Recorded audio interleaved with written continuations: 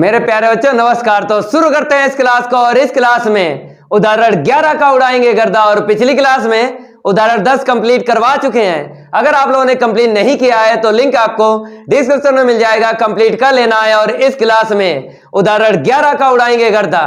और आज की क्लास में पार्ट 12 रैखिक प्रोग्रामन कंप्लीट हो जाएगा। ये लास्ट उदाहरण 11 बचा है। इस क्लास में इसी का उड़ेगा गर्दा।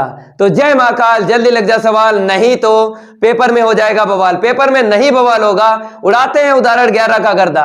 तो यहां पे लिख लो उदाहरण 11 का हल। मेरे प्यारे बच्चों हिंदी वाले प्रश्नों को कैसे लगाओगे, यहां पे देख लो। 1 बाय 1 सेंटेंस को उठाना है और सभी डेटा यहां पे लिखना है। लेकिन मेरे प्यारे बच्चों कुछ प्रश्न ऐसे हैं हिंदी वाले जिन प्रश्नों में परिवहन व्यय लिखा हुआ मिल जाता है। जैसे यहां पे आपको दिख रहा होगा परिवहन संबंधी समस्या। तो उदाहरण 11 में आपको देख लेना है ऊपर से लेके नीचे तक 1 बाय 1 सेंटेंस में कहीं ना कहीं आपको लिखा हुआ मिलेगा परिवहन व्यय। तो आपको दिख रहा होगा यहां पर परिवहन व्यय, यहां पर भी लिखा हुआ दिख रहा होगा। तो मेरे प्यारे बच्चों आपको सबसे पहले यही देखना है कि हिंदी वाले प्रश्नों में परिवहन व्यय लिखा तो नहीं है। अगर लिखा है तब आपको 1 बाय 1 सेंटेंस का यूज नहीं करना है। आपको दूसरे तरीके से डेटा को यहां पे लिखना है। हम आपको बताते हैं। जैसे हम जो बात कर रहे हैं आपको समझना जरूर है। परिवहन व्यय इसी की तो बात कर रहे हैं। जैसे प्रश्न 6 और प्रश्न 7। तो प्रश्न 6 और 7 और ये उदाहरण 11 तीन ही हैं ये प्रश्न। एक उदाहरण 11 है और प्रश्न 6 और 7 है। तो परिवहन व्यय लिखा हुआ मिल गया था। तो आपको यह भी जानकारी है कि जब परिवहन व्यय लिखा हुआ मिल जाता है तो 1 बाय 1 सेंटेंस का यूज नहीं होता है, दूसरे तरीके से डेटा को लिखा जाता है। अब बात करेंगे हम यहां पे अब डेटा कैसे लिखना है। उड़ेगा तो गर्दा जरूर उड़ेगा, उदाहरण 11 का गर्दा। लेकिन आपको समझना है मेरे भाई, क्योंकि परिवहन व्यय वाले प्रश्न आपको समझना जरूर है। क्योंकि आपको पता है वो 50 रुपए के टीचर जो होते हैं वो क्या बोलते हैं, आइए हमने रटा है तुम भी रटिए आके। मैं ऐसा होने नहीं दूंगा, मैं बताऊंगा परिवहन व्यय वाले कैसे आपको लगाना है। तो यहां पर आपको समझना है जैसे डायग्राम, आपको 2 डायग्राम बनाना है। जब भी आपको परिवहन व्यय वाला प्रश्न मिल जाए तो 2 डायग्राम बनाना है। पहले वाले डायग्राम से आपको डेटा को यहां पे लिखना है। डेटा का मतलब है अधिकतम जेड या फिर न्यूनतम जेड और अश्मिकाएं जो आप लिखते हो उसको। दूसरा जो डायग्राम है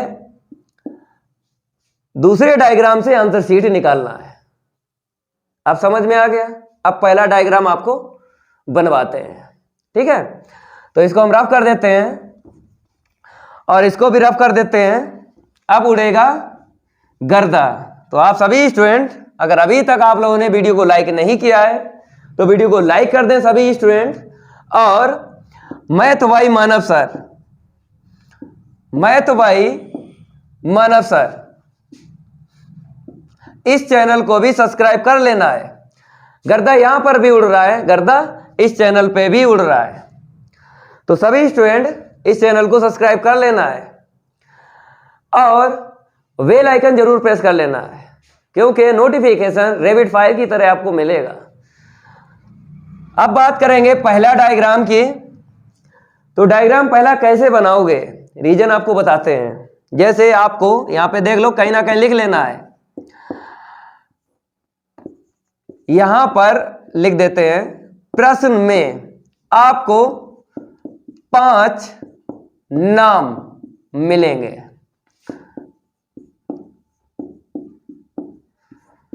प्रश्न में आपको 5 नाम मिलेंगे। ये 100% सत्य है, जरूर मिलेंगे। इतना ध्यान रखना, जो हम बता दें पत्थर की लकीर है, इतना ध्यान रखना। तो 5 नाम मिलेंगे, यहां पे देख लो 1 2 3 ABC, ठीक है। फिर PQ मिल गए 5। जब भी आपको ये परिवहन व्यय वाला प्रश्न मिल जाए हिंदी वाला, तो 5 नाम 100% आपको मिलेंगे, और 5 नाम से ही पहला डायग्राम बनेगा। इसको भी हटा देते हैं, 1 बाय 1 रीजन आपको बताएंगे। अब 5 नाम कैसे यहां पे लिखना है हम आपको बताते हैं। जैसे ABC 3 यहां पे हैं और ABC एक ही बात है, तो इस सेंटेंस को हम उठा लेते हैं। ये सेंटेंस कहां से कहां तक जाएगा, यहां से यहां तक जाएगा, एक सेंटेंस हो गया। और P और Q यहां पर भी मिल गया टेबल में, और यहां पर भी मिल गया। देखो इस सेंटेंस को भी उठा लेते हैं, ये सेंटेंस ये रहा, ठीक है। तो 3 2 5, ठीक है। आपको क्या करना है, ये 3 जो नाम है वो आपको लिखना है पहले। कैसे, देखो जैसे आपने A यहाँ पे लिख लिया, ठीक है, ऐसे करके जैसा बता रहे हैं वैसा ही लिखना है, नहीं तो जिंदगी भर ढिंका चिका ही करोगे और रैखिक प्रोग्रामन जो है नहीं सीख पाओगे, ठीक है। ऐसे A लिख लिया, फिर आपको B लिखना है, ठीक है, जैसा बता रहे हैं वैसा ही करना है, B लिख लिया। इसके बाद आपको इसके नीचे क्या लिखना है, C लिखना है। थोड़ा हम सही से लिख रहे हैं, आपको समझाएंगे। इसके नीचे क्या लिखना है, C, ये C लिख लिया, ठीक है। अब 3 आपने लिख लिए। अब आपको 2 लिखना और है नाम, B के एक इस तरफ एक इस तरफ। तो देख लो P और Q यहां से देख लो, चाहे यहां से देख लो, ठीक है। तो B के इस तरफ आपको P लिखना है।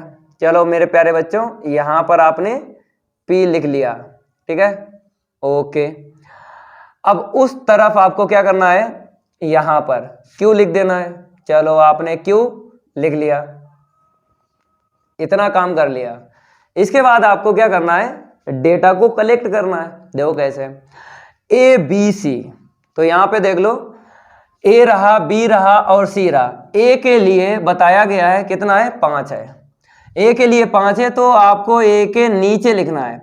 जो भी हम लिखेंगे नीचे नीचे ही लिखेंगे, इतना ध्यान रखना। जैसा हम लिख रहे हैं वैसा ही लिखना है, दिक्कत नहीं आएगी, उड़े जाएगा इसका गर्दा।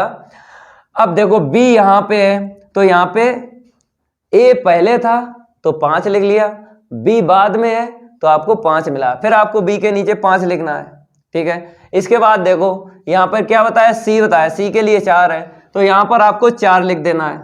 हो गया ना 4, ठीक है। अब इसके बाद P और Q बचा है, तो P और Q के लिए देख लो।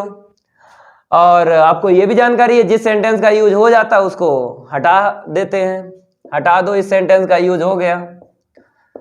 चलो मेरे प्यारे बच्चों आगे बढ़ते हैं। अब बचा है P और Q, तो ये सेंटेंस जो आपको दिख रहा है P के लिए बताया गया है 8 और Q के लिए बताया है 6। तो यहां पर आपको क्या करना है, 8 लिखना है ऐसे करके, और यहां पे क्या लिखना है, 6, ठीक है। इस सेंटेंस का भी यूज हो गया, इसको भी हटा दो। 1 बाय 1 सेंटेंस का यूज करना है, ठीक है। अब इसके बाद में आपको करना क्या है, देखो आपने ये P और Q पकड़ना है। P से आपको 3 लाइनें टच करना है। पहली लाइन A से टच करना है, ठीक है, दूसरी लाइन B से टच करना है, और तीसरी लाइन C से टच करना है। जैसा डायग्राम बना रहे हैं वैसा ही बनाना है, ठीक है। तो आपने P से 3 लाइनें टच की हैं, पहली लाइन A से टच की है, दूसरी लाइन B से और तीसरी लाइन C से। जैसा आपने P से 3 लाइनें टच की हैं ABC से, ऐसे ही आपको Q से करना है, क्योंकि आपको पता है ये P है तो ABC, तो P से 3 लाइनें टच कर ली, तो आपको Q से भी 3 लाइनें टच करना है ABC से। तो पहली लाइन आपने टच कर ली A से, ठीक है, और दूसरी लाइन आपने टच कर ली है B से, और तीसरी लाइन आपने टच कर ली है C से। तो 3 लाइनें हो गई। अब इसके बाद करोगे क्या, हम आपको बताते हैं। अब P से आपको क्या करना है, पहली लाइन के नीचे, दूसरी लाइन के नीचे, तीसरी लाइन के नीचे डेटा लिखना है। उसके बाद Q से जो 3 लाइनें आपने टच की हैं, तो तीनों लाइन के नीचे, पहली लाइन के नीचे, दूसरी लाइन के नीचे और तीसरी लाइन के नीचे डेटा को लिखना है। कैसे लिखना है हम आपको बताते हैं। जैसे यहां पर देखो P के लिए A बताया है 6, P से A तक टच की है, कितना बताया यहाँ पे 160, तो 160 लिखना है आपको पहली लाइन के नीचे। फिर B के नीचे आपको क्या दिख रहा है 100, ठीक है, तो दूसरी लाइन के नीचे कितना लिखना है 100, ठीक है, जैसा बता रहे हैं वैसा ही करना है। फिर देखो C के लिए कितना बताया 150, तो तीसरी लाइन के नीचे कितना लिखना है 150, ठीक है, आपने लिख लिया। जैसा आपने P से लिखा है वैसा ही Q से लिखो। तो Q के लिए देख लो, यही तो है, ये दूसरी पंक्ति, ठीक है। A के लिए 100 बताया है, तो पहली लाइन के नीचे लिए लिखो, क्योंकि A यही तो है, ठीक है, पहली लाइन टच की A से, तो A के लिए 100 बताया है, ठीक है। B के लिए कितना बताया 120, तो B ये है, तो नीचे लिख लो 120, नीचे नीचे ही लिखना है। अब C के लिए कितना बताया 100, तो यहाँ पे 100 लिख दो, तीसरी लाइन के नीचे लिख लिया, समझ में आ गया। और आपको पता है जिस सेंटेंस का यूज हो जाता है उसको हटा देते हैं, चलो इसको हटा दो, ये टेबल का यूज हो गया। अब इसके बाद करोगे क्या, देखो इतना करने के बाद में आपको ये जो पहली लाइन दिख रही है इसके ऊपर x मान लेना है। क्या मान लेना है, x मान लेना है 100%, ये फिक्स है। जब भी आपको परिवहन व्यय वाले प्रश्न मिल जाए, पहली लाइन के ऊपर x मान लेना है और दूसरी लाइन के ऊपर y मान लेना है, इतना काम करना है, ठीक है। अब तीसरी लाइन ये आपको दिख रही है, इसके ऊपर आपको कैसे लिखना है, देखो ये आपको 8 दिख रहा है, 8 में से पहली लाइन के ऊपर और दूसरी लाइन के ऊपर जो लिखा है ना x और y, इनको जोड़ के घटा देना है, इनको जोड़ के घटा देना है। तो 8 फिर माइनस का x माइनस का y, इतना मिलेगा, तो लिख दो 8 माइनस का x माइनस का y, ऐसे लिखना है तीसरी लाइन के ऊपर। अब देखो आपने P से पहली लाइन के ऊपर लिख लिया, दूसरी लाइन के ऊपर लिख लिया, तीसरी लाइन के ऊपर लिख लिया। अब आपको Q से और लिखना है, देखो कैसे, पहली लाइन के ऊपर कैसे लिखोगे, देखो ये 5 है, 5 में से x को घटा दो, तो आपने घटाया 5 माइनस x, ठीक है ना, 5 में से x को घटा दिया, आपने पहली लाइन के ऊपर लिख लिया, ऐसे ही लिखना है। अब आ जाओ यहाँ पे B पे, कितना दिख रहा है 5 दिख रहा है, 5 में से y को घटाओ और दूसरी लाइन के ऊपर लिख लो, तो 5 में से y को घटा दिया, जैसा बता रहे हैं वैसा ही लिखना है। अब इसके बाद देखो तीसरी लाइन के ऊपर कैसे लिखना है, जैसे आपने 5 में से x को घटाया तो पहली लाइन के ऊपर लिखा, फिर दूसरी लाइन के ऊपर कैसे लिखा, 5 में से y को घटाया, आपने लिख दिया। अब तीसरी लाइन के ऊपर कैसे लिखोगे, यहाँ पे 4 दिख रहा है, 4 में से आपको घटा देना है, ये आपको दिख रहा है, घटाओ 8 माइनस का x माइनस का y, तो हमको माइनस का 4 मिलेगा और प्लस का x प्लस का y, 8 में से 4 जाएगा -4, माइनस माइनस प्लस का x और माइनस माइनस प्लस y, तो यहाँ पे मिला माइनस का 4 प्लस का x और प्लस का y, तीसरी लाइन के ऊपर इतना आपको लिखना है। इसके लिखने के 2 तरीके होते हैं, बताते हैं, देखो कैसे।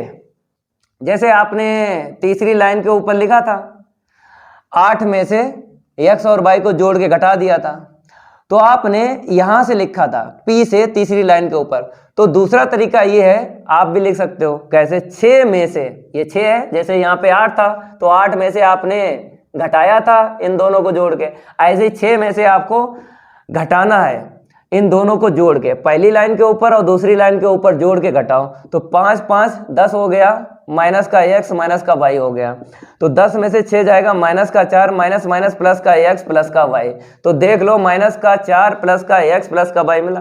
तो कहने मतलब है तीसरी लाइन के ऊपर जब लिखोगे 2 तरीके होते हैं लिखने के, तो जैसे चाहो वैसे लिखो, आपकी मर्जी है। इतना काम करने के बाद में पहला डायग्राम कंप्लीट हो गया। अब आपको न्यूनतम जेड या फिर अधिकतम जेड लिखना है। अब कैसे लिखोगे, आपको पता है कि हिंदी वाले प्रश्नों का जो लास्ट सेंटेंस होता है उसको उठाना है, वहीं से आपको मिलेगा न्यूनतम जेड या फिर अधिकतम जेड। कैसे, ये आपको सेंटेंस दिख रहा है, ये दिख रहा है आपको, दिख रहा होगा यहाँ पे न्यूनतम और यहाँ पर न्यूनतम। अब जब लिखा हुआ मिल गया है न्यूनतम, तब आपको यहाँ पे लिखना है। तो यहाँ पर हम लिख रहे हैं, आपको समझना है मेरे प्यारे बच्चों, न्यूनतम जेड, ठीक है, न्यूनतम जेड। अब इसकी इकाई कैसे लिखोगे, आपको 6 शब्द बताए थे, 6 शब्द में से एक शब्द आपको मिलेगा, 100% ना मिले मारकर छोड़ देंगे। 6 शब्द में एक शब्द मिलेगा, उसी से इकाई लिखी जाएगी और वो न्यूनतम या अधिकतम के आसपास एक शब्द मिलेगा 6 में से। तो यहां पर देख लो बीए लिखा, तो बीए लिखा मिला है, तो आपको पता है बीए की इकाई क्या है, रुपए। तो रुपए है तो रुपए यहां पे लिख लो, ठीक है।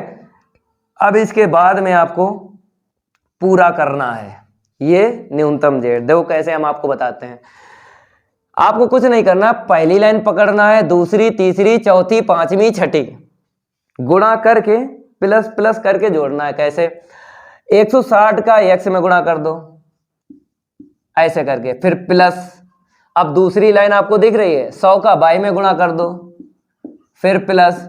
तीसरी लाइन आपको दिख रही है ये 150 का किस में गुणा कर दो, ऊपर कितना है 8 माइनस का x माइनस का y, ठीक है। 3 लाइन का आपने लिखा है, अभी 3 लाइन का और बचा है। देखो कैसे, जैसे आपने p से लिखा ना 3 पद, ऐसे q से लिखो 3 पद, फिर आपको यहां पर प्लस, ठीक है, 100 का गुणा करना है किसमें, 5 माइनस x में, ठीक है, फिर प्लस। दूसरी लाइन दिख रही है, 120 का गुणा कर दो किसमें, 5 माइनस का y में, फिर प्लस। 100 का गुणा करना है आपको किसमें, ऊपर कर लो, माइनस का 4 प्लस का x प्लस का y। ऐसे करके निकाला जाता है न्यूनतम जेड, जब आपको मिल जाए परिवहन वाला प्रश्न, ठीक है। अब थोड़ा सा हल करेंगे, यहाँ पे देख लो। तो मेरे प्यारे बच्चों, पहले हम क्या करेंगे, x वाला पद लिखेंगे। तो यहाँ पर हमको कितना मिल गया, 160, ठीक है, x कॉमन ले लिया। यहाँ पे कितना मिलेगा, गुणा करेंगे माइनस का 150, ठीक है, और यहाँ पर देखो x कॉमन ले लेंगे तो माइनस का 100 मिल जाएगा, ठीक है, और x आपको दिख रहा है, यहाँ पर भी दिख रहा है, तो इसमें गुणा कर लो तो हमको प्लस का 100 और मिलेगा, ठीक है, x कॉमन ले लिया पहला पद। अब ठीक है, ऐसे ही आपको y कॉमन लेना है। चलो मेरे प्यारे बच्चों, यहाँ से कितना मिला, 100 मिल गया प्लस का, ठीक है। यहाँ पर कितना मिल गया, y कॉमन चला गया, माइनस का 150 मिल गया, ठीक है। यहाँ पर मिलेगा नहीं, यहाँ पर मिल जाएगा y कॉमन, तो माइनस का 120 मिल गया। यहाँ पर कितना मिलेगा, y तो चला गया, ठीक है, y ये आपको दिख रहा होगा, प्लस का है y, ठीक है। तो 100 का गुणा करेंगे तो प्लस का कितना हो जाएगा, 100 हो जाएगा, y कॉमन चला गया। अब अचर पद देखो, तो मेरे प्यारे बच्चों अचर पद यहाँ से मिलेगा 15 अट्ठे 120 और 1 0 और लिख लो, हो गया ना। अब इसके बाद अचर पद यहाँ पे देख लो, 100 का 5 में गुणा करेंगे 500 मिल जाएगा, मिल गया 500। अब यहाँ पे देखो अचर पद मिलेगा 12 पंचे 60 मतलब 600। अब यहाँ पे कितना मिलेगा, माइनस का 100 का 4 में गुणा करो 400 मिल गया, ठीक है। थोड़ा और आगे हल करेंगे, देखो रुपए, ठीक है। अब यहाँ से कितना मिलेगा, 100 से 100 कैंसिल हो गया, तो 160 में से 150 घटा दो, 10 x मिल गया। यहाँ पे देख लो 100 इसे दे दो, घट जाएगा, तो यहाँ से 20 मिलेगा, 100 इसे दे दो 50 मिलेगा, तो 20 और 50 माइनस का 70। समझ में आ रहा होगा, देख लो फिर 100 इसे दे दिया, माइनस का 120 है, माइनस का 20 बचा, 100 इसे दे दो, जब 100 इसे दे दिया तो माइनस का 50 बचा, माइनस का 20 माइनस 50 माइनस 70 बचेगा यहाँ पे, ठीक है। अब यहाँ पे देख लो प्लस 12 और 5 17 हो जाएगा। यहाँ पे थोड़ा सा घटा लो, 600 में से 400 जाएंगे, कितना मिलेगा 200, तो 12 5 17 और 2 19, तो मीन्स 1900 मिल गया, ठीक है। इतना नोट करो। अब उस तरफ हम रफ करेंगे और अस्मिकाएं बनाएंगे, इतना नोट करो, उसको हम रफ कर देते हैं। मेरे प्यारे बच्चों रफ हो गया। अब आपको यहाँ से लिख लेना है। आपको अवरोध लिखना है, ठीक है। तो यहां पर आपको हेडिंग डाल लेना है अवरोध। तो देख लो यहां पर कैसे लिखना है, 1 2 3 4 5 6 आपको असमिकाएं बना लेनी है। यहाँ पे x लिखा है तो यहाँ पर आपको क्या करना है, x ग्रेटर देन इक्वल 0 लिख देना है, ठीक है। दूसरी लाइन के ऊपर क्या दिख रहा है, चर आपको देखना है, y दिख रहा है तो y ग्रेटर देन इक्वल 0 लिख देना है। तीसरी लाइन के ऊपर क्या दिख रहा है, 8 माइनस का x और माइनस का y ग्रेटर देन इक्वल 0। ये हम ग्रेटर देन इक्वल यहाँ पर भी ग्रेटर देन इक्वल यूज कर रहे हैं असमिका। क्यों कर रहे हैं, क्योंकि यहाँ पर आपको क्या दिख रहा है, न्यूनतम दिख रहा है। तो न्यूनतम में ग्रेटर देन इक्वल ही असमिका यूज होती है। तो 1 2 3 4 5 6 असमिकाएं आपको बनानी है और ग्रेटर देन इक्वल ही असमिका यूज करना है। तो इसको सही रूप में जब हम लिखेंगे तो इसको उस तरफ लेके जाएंगे तो x प्लस का y हो जाएगा और ये असमिका किसकी तरफ देखेगी, 8 की तरफ देखेगी। तो दिखा दो 8 की तरफ, ठीक है ना। अब देख लो यहाँ पर 5 माइनस एक्स है, इसको भी लिख लो। तो 5 minus x greater than equal 0, इसको भी सही रूप से लिख लो। इसको उस तरफ लेके जाएंगे ऐसे करके और ये असमिका किसकी तरफ देखेगी, 5 की तरफ देखेगी। दिखा दो 5 की तरफ, समझ में आ रहा ना। लेके उस तरफ गए एक्स को, लेकिन लिखा इस तरफ। तो असमिका जिस तरफ देख रही है उसी की तरफ दिखा दो। अब यहाँ पे आ जाओ, 5 माइनस वाई है तो इसको भी हम लिख लेते हैं 5 माइनस का वाई ग्रेटर देन इक्वल 0। तो वाई को उस तरफ लेके गए, ये असमिका किस तरफ देखेगी, 5 की तरफ देखेगी। दिखा दो 5 की तरफ, ठीक है। अब यहाँ पे क्या दिख रहा है, माइनस का 4, ये भी लिख लो। माइनस का 4 प्लस का x प्लस का y ग्रेटर देन इक्वल 0, इसको भी सही रूप से लिख लो। x प्लस वाई यहीं पे रखना है, पक्षांतर करना है -4 को, इसको उस तरफ लेके जाएंगे। तो ये असमिका किस तरफ देखेगी, ग्रेटर देन इक्वल ये चर x और y की तरफ। तो चर x और y की तरफ दिखा दो, तो -4 उस तरफ लेके जाओ, ये प्लस का हो जाएगा, ठीक है ना। अब इसके बाद आपको पता है हमें क्या करना है, असमिकाओं को समीकरण के रूप में लिखना है, ठीक है। तो यहां पर आपको लिख लेना है असमिकाओं को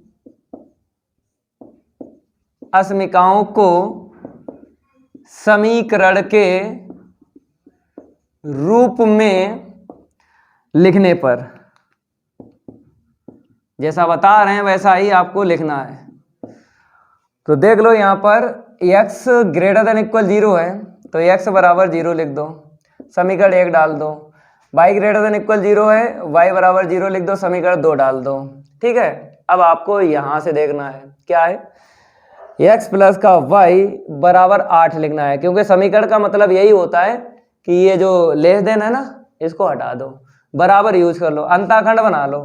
तो अंताखंड बनाएंगे तो x के बटे 8 आएगा और प्लस y के बटे 8 आएगा बराबर 1, ठीक है ना। इसे नंबर क्या डाल दो, 3 डाल दो। अब इसके बाद यहाँ पर आपको क्या दिख रहा है, x लेस देन इक्वल 5 दिख रहा है तो x बराबर 5 लिख दो, समीकरण नंबर 4 डाल दो, ठीक है। अब यहाँ पर y लेस देन इक्वल 5 दिख रहा है तो y बराबर 5 लिख दो। अब यहाँ पर नंबर क्या डाल दो, 5 डाल दो, ठीक है। अब इसके बाद में आपको ये लिखना है, तो x प्लस का y बराबर 4, अंताखंड बना लो। देख लो यहाँ पर इसका और इसका ही अंताखंड बनेगा, क्योंकि जिसमें 3 पद होते हैं, जिस असमिका में 2 पद चर x और y के और 1 पद अचर होना चाहिए 0 को छोड़ के, 0 के अलावा, तो उसी का अंताखंड बनता है। तो इसका बन गया ना, इसका बना लो। तो कैसे बनाओगे, x के बटे 4 मतलब 4 का भाग लगा दो, अंताखंड बन जाएगा। इतना एक्सपीरियंस है आपके पास, क्योंकि बहुत सारे हिंदी वाले प्रश्न लगा चुके हैं, तो अंताखंड बनाने में कोई दिक्कत तो आएगी नहीं। इसे समीकरण नंबर 6 डालो। इसके बाद करोगे क्या, देखो ये जो न्यूनतम जेड है ना, यहाँ से आपको क्या करना है, 0 रखना है। हिंदी वाले प्रश्नों में हर प्रश्नों में पुट जेड बराबर 0 लिखते हैं, तो यहाँ पर भी लिखेंगे। तो यहाँ पे देख लो कितना है 10x और माइनस का क्या है 70y, तो माइनस का 70y है और प्लस का 1900। अब बताओ इसका अंताखंड बनेगा, देखो कैसे हम आपको बताते हैं। इसको उस तरफ लेके चलो, तो 10x माइनस का 70y बराबर में माइनस का 1900। अब 1900 से भाग लगा दो, जब लगाएंगे तो x के बटे यहाँ पे क्या आएगा, 0 से 0 काट दो तो माइनस का 190 मिलेगा। ठीक है, अंताखंड बनेगा क्योंकि यहाँ पे देखो 1 2 3 पद, यहाँ पर भी देखो 3 पद, जिस अस्मिका में 3 पद होते हैं उसी का अंताखंड बनता है, तो इसका भी बनेगा। जब इसमें भाग लगाएंगे माइनस माइनस क्या हो जाएगा प्लस, तो ऊपर मिलेगा 7y, 0 से 0 कट जाएगा ना, 190 ही नीचे मिलेगा। अब आपको पता है अंताखंड x/a प्लस y/b बराबर क्या होता है 1, यही होता ना। तो मेरे प्यारे बच्चों x को अकेला छोड़ना है, y को अकेला छोड़ना है, बराबर 1 लाना है, बीच में प्लस भी होना चाहिए, बीच में प्लस है बराबर 1 मिल गया। लेकिन x अकेला है, यहाँ पर y दुकेला है, तो y दुकेला है, अकेला करना है, देखो कैसे। तो यहाँ पर हम x के बटे 190 लिख लेंगे माइनस का, ठीक है। अब आपको भाग लगाना है, तो भाग आपने लगाया, y अकेला छोड़ना है, तो कितना आएगा देखो हम आपको बताते हैं। 7 का 190 में भाग लगाओ, 7 दूनी 14, ठीक है, तो 50 मिला, 7 सत्ते 49, तो कितना मिला 1, दशमलव लगाओ, 0 बढ़ाओ, 7 एकम 7, कितना मिला हमको, मिल गया है 3। बताएंगे कितना आपको लिखना है, समझ लो पहले। तो यहाँ पर 0 बढ़ा लो, दशमलव तो लगा ही है, 7 चौक 28, ठीक है। आगे छोड़ो, हमने आपको बताया दशमलव, दशमलव के बाद में छोड़ दो, आंसर शीट में अंतर नहीं पड़ेगा, ठीक है। हिंदी वाले प्रश्नों में दशमलव वाला मिल गया था एक आध प्रश्न, तो हमने बताया था दशमलव छोड़ दिया करो, दशमलव के बाद में जो अंक है उनको छोड़ दो, आंसर शीट में अंतर नहीं पड़ेगा, केवल 27 लिख दो यहाँ पे, 27 बराबर 1, ठीक है ना। ये बॉक्स ले लो, इसका अंताखंड अलग से बनाना है क्योंकि ये z बराबर 0 का है। इतना नोट करो, इसको हम रफ कर देते हैं, उसको आप नोट कर लो जल्दी, क्योंकि इस तरफ डायग्राम बनाएंगे, इसको हम रफ करेंगे, जल्दी नोट करो उस तरफ। मेरे प्यारे बच्चों रफ हो गया, अब आपको स्केल निकाल लेना है, स्केल निकाल लो, डायग्राम बनाना है। ये है मेरी स्केल, ये हमने स्केल ले लिए और ऊर्ध्वाधर रेखा खींच ली है, ठीक है। अब आपको क्या करना है, क्षैतिज रेखा और खींचना है, ये लो क्षैतिज रेखा, ठीक है।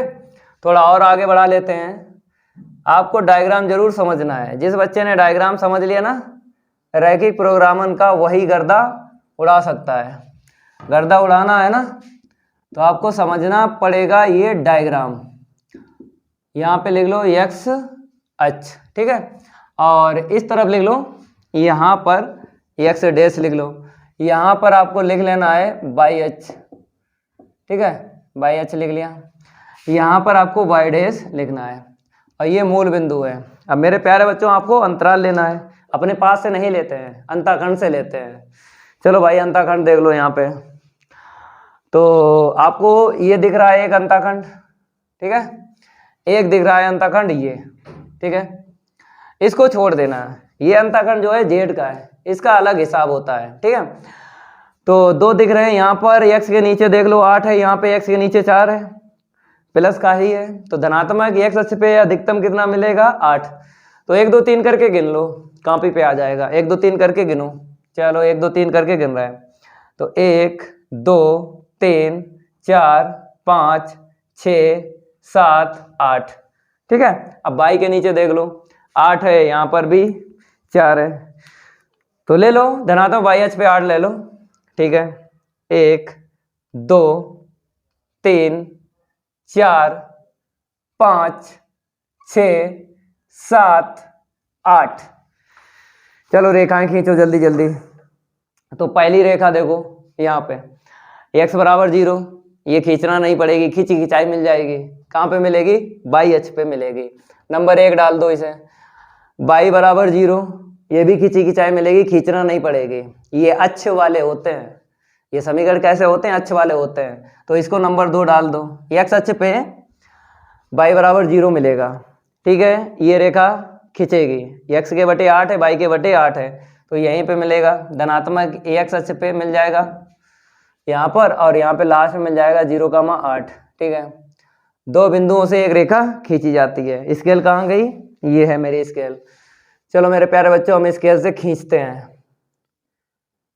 ये हमने खींच ली है रेखा। नंबर बोलो, 3 नंबर है। चलो इसको 3 नंबर डाल देते हैं, दिख रहा होगा। चलो थोड़ा इसको हम डार्क ले लेते हैं, दिखना चाहिए, समझ में आना चाहिए। ठीक है, चलो अब यहाँ पर आ जाओ। x बराबर 5 है। चलो x बराबर 5, बाई एच के समांतर रेखा खींचना है। तो 1 2 3 4 5, चलो खींचो। x बराबर 5, ये रेखा खींची जाएगी बाई एच के समांतर, ये खींच गई। ठीक है, नंबर आपको डाल लेना है 4, यहाँ पे लिख लो 5,0। ये रेखा खींच ली ना, x बराबर 5 बाई एच के समांतर, और बाई बराबर ये 5, x अक्ष के समांतर खींचना है। 1 2 3 4 5, चलो खींचो। x अक्ष के समांतर रेखा खींची जाएगी। मेरे प्यारे बच्चों, ये खिंच गई है, ये लो, यहाँ पे कितना मिलेगा? 0,5 मिल जाएगा। ठीक है, और काउंटिंग कर लो, नंबर 5। ठीक है, और देख लो, मार्कर चेंज कर लेते हैं यहाँ पे।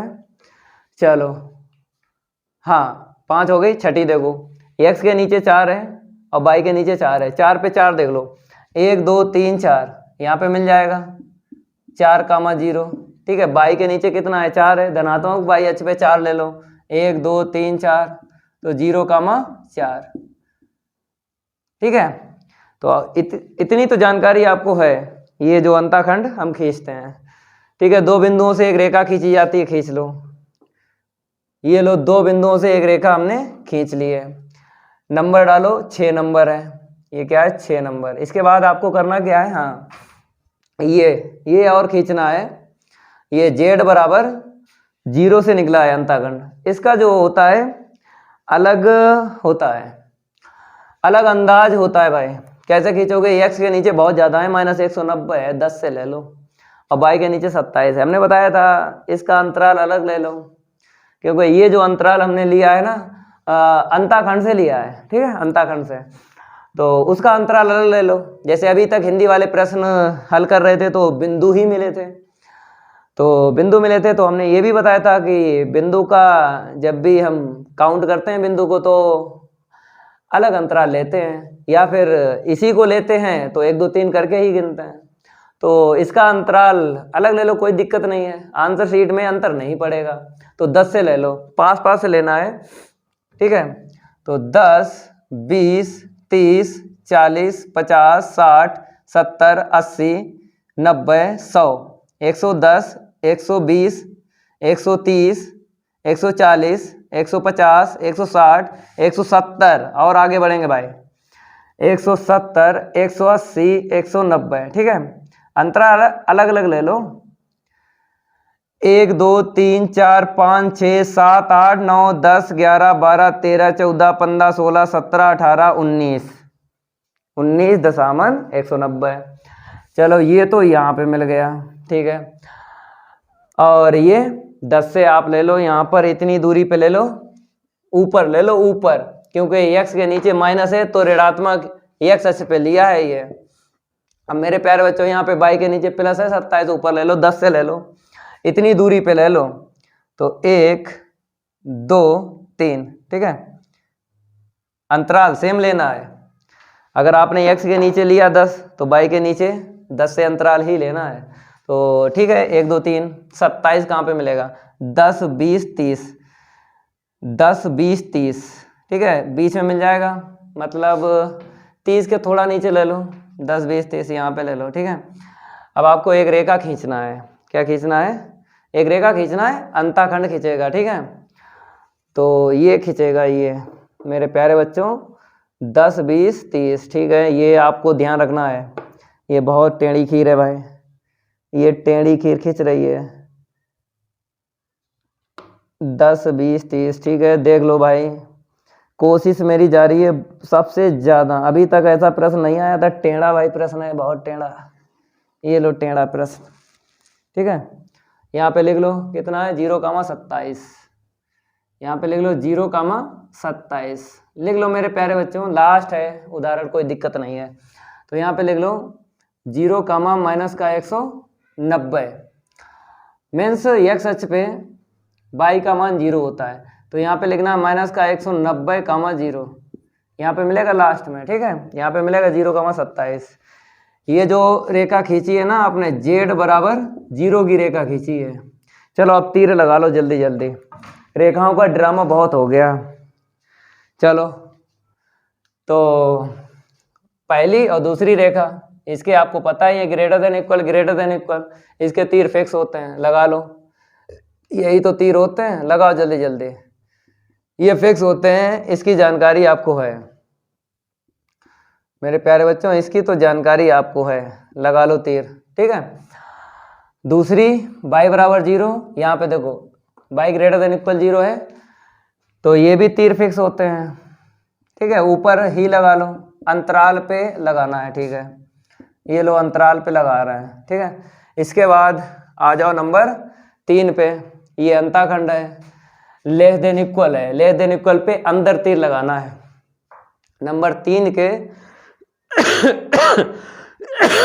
अंदर तीर लगाना है, नंबर 3। यही तो रेखा है, अंदर तीर का मतलब है मूल बिंदु की तरफ आपको तीर लगाना है, मतलब मूल बिंदु की तरफ आपको डायरेक्शन देना है तीर की, तो बोलते हैं अंदर तीर, ठीक है। आगे बढ़ते हैं नंबर 4। नंबर 4 ये है, x बराबर 5 है, तो x बराबर 5 हम आपको बताते हैं। जैसे ये 2 अस्मिकाएं और ये 2 अस्मिकाएं, इनका अलग तरीका होता है तीर लगाने का। जैसे यहाँ पर ट्रिक काम नहीं करेगी, लेस देन इक्वल पे अंदर तीर बताया था, ग्रेटर देन इक्वल पे बाहर तीर बताया था, लगाओ। लेकिन इसमें ट्रिक काम नहीं करेगी। ट्रिक किस में काम करती है? ये जो अंताखंड बनता है ना, अंताखंड, उसी में ट्रिक काम करती है। इसमें देखना पड़ता है कि हमें x या y का मान लेना है, किस तरफ ज़्यादा लेना है। जैसे x का मान 0 या 0 से बड़ा लेना है तो हमने तीर लगा दिए थे, इसके भी लगा दिए थे। इसके सीखो, जैसे x बराबर 5 है, यहाँ पे देखो लेस देन इक्वल है, ठीक है। तो x का मान 5 या 5 से छोटा लेना है, x का मान 5 या 5 से छोटा लेना है। नंबर 4 देख लो, x का मान 5 या 5 से छोटा लेना है, पीछे लेना है। आगे मिलेगा ज़्यादा तो पीछे लेना है, तो इस तरफ आपको तीर लगाना है। x का मान कम लेना है, कम, तो कम लेना है मूल बिंदु की तरफ, ठीक है ना। तो इसके तीर जो हैं आपको देखना पड़ेंगे, इसमें ट्रिक काम नहीं करती है। y बराबर 5 है, इसमें भी ट्रिक काम नहीं करेगी। y का मान 5 या 5 से छोटा लेना है, यही नंबर 5 है, तो छोटा लेना है मेरे प्यारे बच्चों। ऊपर तीर लगाओगे तो ज़्यादा मिलेगा y का मान, नीचे लगा लो। तो y का मान 5 या 5 से छोटा लेना है, तो आपको क्या करना है, मूल बिंदु की तरफ ही तीर की डायरेक्शन रखना है। अब छठा देख लो, ये इसमें ट्रिक लग जाएगी। ग्रेटर देन इक्वल है, ग्रेटर देन इक्वल है, बाहर तीर लगाओ। तो नंबर 6 देख लो कहाँ पे है, यही तो है। ग्रेटर देन इक्वल है तो बाहर तीर लगेगा, कहने का मतलब है मूल बिंदु के अपोजिट। तो मूल बिंदु के ये अपोजिट लगा लो, ये बाहर तीर लगते हैं, ठीक है। इसके बाद आपको पता है छायांकित करना है। चलो भाई छायांकित करो, सारे के सारे तीर लग गए। छायांकित कहाँ पे होता है? 2 तरीके होते हैं। पहला तरीका ये होता है जहाँ पे सारे तीर मिल जाते हैं वहाँ पे छायांकित होता है, और दूसरा तरीका बता देंगे कैसे। 2 पटरी हो, सेट स्क्वायर हो, रखना पड़ता है रेखाओं पर, तो बताते हैं। पहला तरीका देख लो, कहाँ पर छायांकित दिख रहा है, सारे के सारे तीर कहाँ पे नजर आ रहा है? यहाँ पे नजर आ रहा है कि यहाँ पर आ रहा है नजर? तो पहला तरीका दिक्कत, पहले तरीके से दिक्कत हो जाती है। दूसरा तरीका बताते हैं यार, देख लो। जैसे आपको सबसे आगे वाले तीर देखना है, जैसे ये रेखा हमने पकड़ ली ना रेखा। इस रेखा ने क्या बोला? इस रेखा ने बोला मेरे पीछे छायांकित नहीं होगा, आगे होगा, ठीक है। इस रेखा ने आगे बोल दिया, ठीक है। और इस रेखा ने क्या बोल दिया? इस रेखा ने मेरे पीछे छायांकित नहीं होगा, आगे होगा। तो 2 रेखाएं हमको मिल गए। तीसरी रेखा ये, इसने बोल दिया आगे होगा, ये रेखा ने क्या बोल दिया? आगे होगा, पीछे नहीं होगा, ठीक है। ऐसे हाथ रख लिया, ठीक है। और देख लो, इस रेखा ने क्या बोल दिया, इसने यहां से देखो, यहां से इसने बोल दिया पीछे छायांकित नहीं होगा, आगे होगा। इसने क्या बोल दिया, ऊपर होगा, ऊपर होगा, नीचे नहीं होगा। तो मेरे प्यारे बच्चों छायांकित तो यही होगा, देख लो। तो ये तरीका बढ़िया है जो हम आपको बताते हैं। पहला तरीका ऐसा होता है कि कुछ ऐसे होते हैं हिंदी वाले प्रश्न जो आपको साफ साफ दिख जाते हैं कि सारे तीर आपस में देखने लगते हैं, वहीं पे छायांकित होता है। लेकिन ये सॉलिड है जो हम छुपाते हैं ऐसे करके। ऐसे ही आपको सीखना है, ये आपको भी करना है। ये मिल गया हमको छायांकित, लेकिन मेरे प्यारे बच्चों इसके बाहर ना जाओ, क्योंकि इस लाइन ने बोला आगे छायांकित करना है, पीछे नहीं करना है। ये आपको देख लेना है, ठीक है।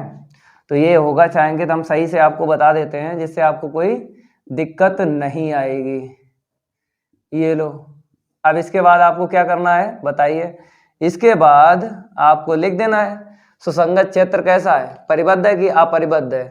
तो सुसंगत क्षेत्र परिबद्ध है, तो कहाँ पे लिख दें, यहाँ पे लिख दें। चलो यहाँ पे लिख देते हैं, जगह नहीं है। सुसंगत क्षेत्र परिबद्ध है। परिबद्ध का मतलब जानते हो, बाउंडेड, क्योंकि ये बाउंडेड है तो परिबद्ध है। यहाँ पे लिख दें, जगह नहीं है फिर भी कोशिश जारी है, तो बाउंडेड लिख देते हैं। ये लो, हमने बाउंडेड लिख दिया, ठीक है। अब इसके बाद आपको क्या करना है, बिंदु ढूंढना है। देखो कौन सा बिंदु मिलेगा, छायांकित के आसपास देखो कितने बिंदु हैं, उनमें से एक बिंदु मिलेगा।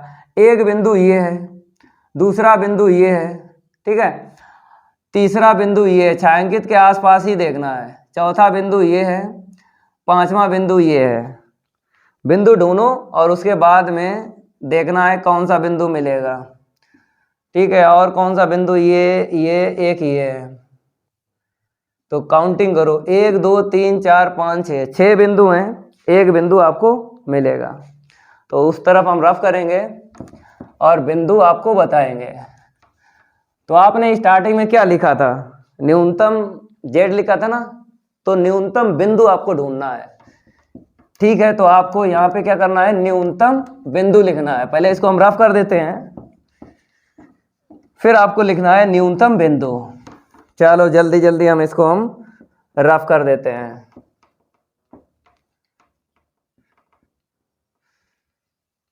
मेरे प्यारे बच्चों ये लो रफ हो गया। अब आपको यहाँ पे क्या लिखना है, न्यूनतम बिंदु। ये लो न्यूनतम बिंदु। चलो कौन सा मिलेगा न्यूनतम बिंदु, अब देखना है यहाँ पे कैसे। देखो हम आपको बताते हैं, आपको क्या करना है, स्केल लेना है और जेड की जो रेखा है इस पे आपको रख लेना है स्केल, और किधर खिसकाना है हम आपको बताते हैं। दो रास्ते हैं आपके पास, एक रास्ता ऊपर है, एक रास्ता नहीं। अब आपको स्केल ऊपर बढ़ाना है, तो देख लो सबसे बाद में कौन सा बिंदु मिलेगा, ये वाला बिंदु मिलेगा, ठीक है ना। फिर दोबारा देख लो, आगे बढ़ाते हैं, ठीक है आगे बढ़ाओ। सबसे बाद में यही बिंदु मिला है, चलो इसके समांतर एक रेखा खींच लो। ये लो इसके समांतर एक रेखा खींच गई, ठीक है। तो 0,5 बिंदु मिला है, तो यहाँ पे लिख दो 0,5, ठीक है। अब आपको क्या करना है, x बराबर 0 लिख देना है और y बराबर क्या लिख देना है 5। निकाल लो न्यूनतम z।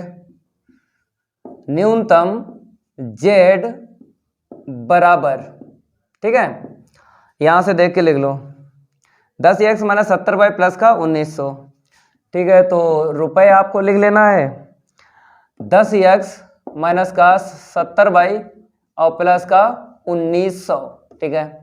आगे बढ़ते हैं, मान रख लो 10x का मान 0 है, 70y का मान कितना है 5 है और प्लस का 1900। चलो आगे बढ़ते हैं। तो जब हम 0 का 10 में गुणा करेंगे मेरे प्यारे बच्चों कितना मिलेगा, 0 मिलेगा, यहाँ पे 7 पना 35 350 मिलेगा प्लस का 1900। चलो हल करो, तो यहाँ से हमको कितना मिलेगा घटा दो, 0 10 में से 5 गया 5, ठीक है। 8 में से 3 जाएगा 5 मिलेगा 1500 50। ये आंसर शीट निकली है न्यूनतम जेट की। नोट कर लो, इसको हम रफ कर देते हैं। उड़ गया इसका गर्दा, तो आप लोग इसको नोट कर लो। ये आंसर शीट निकली है। तो इस क्लास में उदाहरण जो 11 है ना, ये कंप्लीट हो गया और पार्ट 12 रैखिक प्रोग्रामन भी कंप्लीट हो गया। अब अगली क्लास में लाएंगे प्रायिकता, उसका गर्दा उड़ाएंगे। तो ये मेरी क्लास अच्छी लगी तो वीडियो को लाइक कर देना है और इस वीडियो को ज़्यादा से ज़्यादा शेयर कर देना अपने फ्रेंड सर्किल में। मिलते हैं अगली क्लास में। आज के लिए इतना ही काफ़ी है। धन्यवाद।